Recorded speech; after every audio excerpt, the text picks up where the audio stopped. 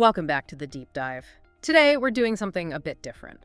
We're taking an official government document, an executive order, the kind written in that dense, formal language, and we're going to break it down, translate it into what it actually means for real-world geopolitics.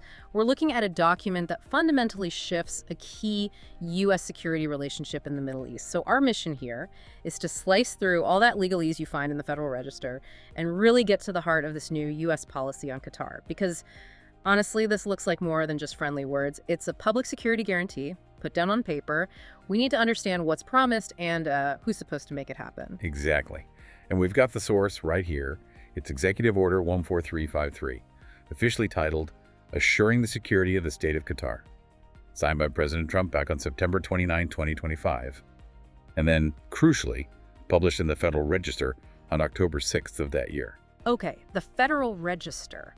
That sounds pretty dry, maybe a bit bureaucratic to folks listening. For you tuning in, why is it such a big deal that this specific promise is recorded there? What does that 90 FR 48143 number really signify? It's absolutely vital. The Federal Register is, well, think of it as the U.S. government's daily official newspaper. It's where presidential orders, new rules, regulations, is where they become, official codified public policy. Yeah.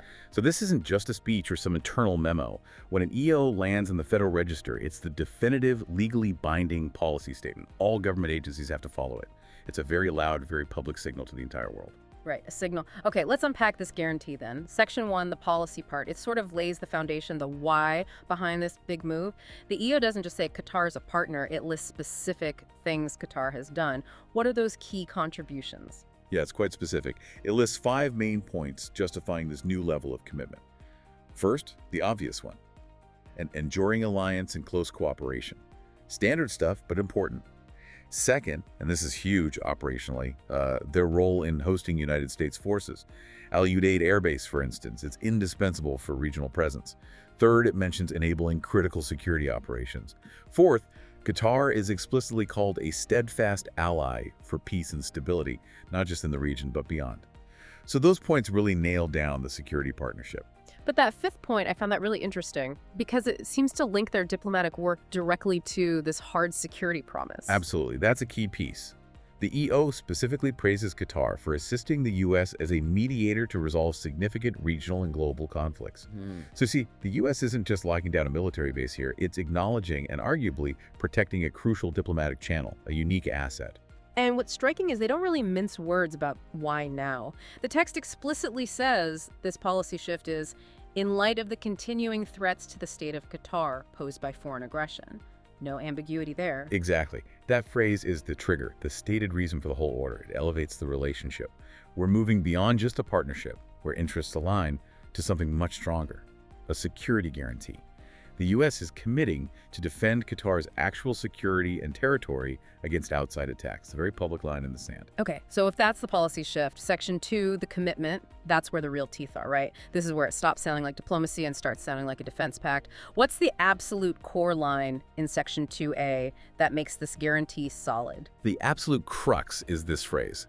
The U.S. shall regard any armed attack on the territory, sovereignty, or critical infrastructure of the state of Qatar as a threat to the peace and security of the United States. That's the heart of it. And what that means for you listening is that it legally connects an attack on Qatar, its land, its government's authority, its key facilities, maybe even the gas fields or the base hosting U.S. troops, directly to America's own national security. It's a major upgrade in their defensive standing, putting them in a category usually reserved for, treaty allies. A major upgrade, definitely. So to be crystal clear for everyone, it's not just saying we'll help out later if something happens. It's saying the attack itself is a direct threat demanding a U.S. response. Okay, so if that line gets crossed, Section 2B says what the U.S. will do. What actions are actually listed? It commits the U.S. to taking all lawful and appropriate measures. Right. And crucially, it doesn't just leave it at that. It specifies diplomatic actions, economic pressure, and, the big one, military means. The stated goal is clear: restore peace and stability and defend both U.S. and Qatari interests. So, yes, the military option is explicitly included and under this EO mandated if an attack occurs. That's the promise. But promises need people to carry them out, right? This EO isn't just sitting there, it tasks specific departments. Section 2C demands immediate high-level planning. Who exactly gets assigned this job? Right. This is where the policy hits the bureaucracy, the implementation phase. The EO orders joint contingency planning with Qatar specifically to ensure a quick, coordinated response to any foreign aggression. And it names 3 key players in the U.S. government who are responsible for maintaining these plans. First, the Secretary of War. Second, the Secretary of State. And third, the Director of National Intelligence. Hold on a second. The Secretary of War. That jumps out immediately. That title hasn't been formally used since, what, right after World War II? When the Department of Defense was created? Why use such an old, almost archaic term in a 2025 document like this? That's a fantastic point, and yes, it definitely raised eyebrows. It's not the standard Secretary of Defense. Using Secretary of War, a title phased out in 1947, seems very deliberate. It carries a certain historical weight, doesn't it? It signals, perhaps, a level of seriousness and immediate readiness for conflict that goes beyond the usual bureaucratic language. Functionally, it clearly means the head of the Pentagon, but the choice of words suggests this isn't just routine defense planning. It evokes a state of maximum alert. Yeah, it definitely adds intensity. So you've got defense or war, you've got diplomacy, and you've got intelligence all required to plan together. That suggests they're anticipating pretty complex scenarios, maybe not just a straightforward invasion. Precisely. Including the Director of National Intelligence, the DNI, means the entire U.S. intelligence community has to be plugged in, assessing threats, providing the intelligence needed for this rapid response. It integrates the political promise with actual operational readiness across defense, diplomacy, and intel. And beyond the military and intel side, the State Department gets specific diplomatic tasks too, right? Sections 2D and E. What does the Secretary of State need to do on the world stage? 2 main things. First, they have to formally reaffirm the security guarantee to Qatar. Then, crucially, they need to work with other U.S. allies and partners to line up complementary support. It's about broadcasting this commitment globally, making sure everyone, especially in the region, gets the message. And second, going back to that point about Qatar as a mediator, the Secretary of State is also tasked to continue partnering with Qatar on conflict resolution. The EO explicitly acknowledges Qatar's expensive diplomatic and mediation experience. So the U.S. is essentially underwriting Qatar's security, partly so it can continue playing that diplomatic role. Okay, this EO sounds incredibly comprehensive, very strong. But these things always have, the fine print. Section 4, the general provisions. What are the important legal caveats tucked away in there? The limitations. You're right, there are always caveats. The first couple are pretty standard but still key. Any actions taken under this EO must follow existing U.S. law.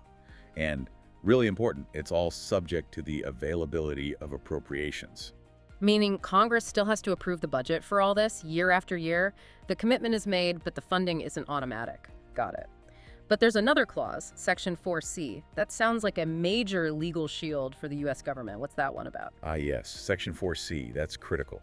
It states that this order doesn't create any new private right or benefit that someone could enforce in court against the United States. So let's translate that. It means the guarantee is strictly government to government. If you're a company operating in Qatar, or even a citizen, and you feel the U.S. didn't act properly under this EO during some crisis, you can't use this document to sue the U.S. government. Exactly. You can't take the U.S. government to court based on this EO. It's a necessary legal protection for Washington. Otherwise, you could imagine endless lawsuits from individuals or businesses claiming damages if something went wrong. It keeps the commitment at the strategic, political, and military level, preventing it from becoming a basis for private legal claims against the U.S. Treasury. Right. It keeps it as a high-level strategic decision, not some kind of insurance policy for everyone in Qatar. Makes sense. It does. And just as a final detail, there's even a little administrative point in Section 4. It just says the State Department has to pay for publishing the order in the Federal Register. Even guarantees need someone to cover the printing costs. Okay. So, pulling it all together, what's the big takeaway here? This deep dive really shows the U.S. putting a formal public defensive commitment to Qatar down in writing in the official record, and tasking the highest levels of government defense, intel, diplomacy to be ready to act on it. It's a serious elevation of that relationship. Absolutely. It formalizes a defensive shield, specifically mentioning threats to territory, sovereignty, and critical infrastructure.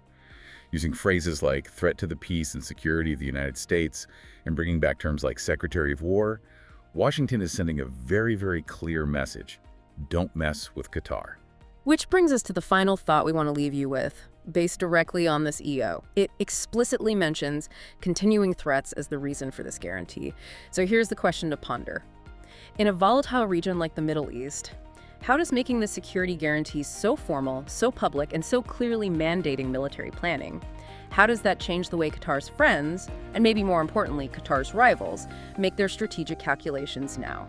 You've got the background now to watch how that plays out. Thanks for joining us for this deep dive into Executive Order 14353. We'll see you next time.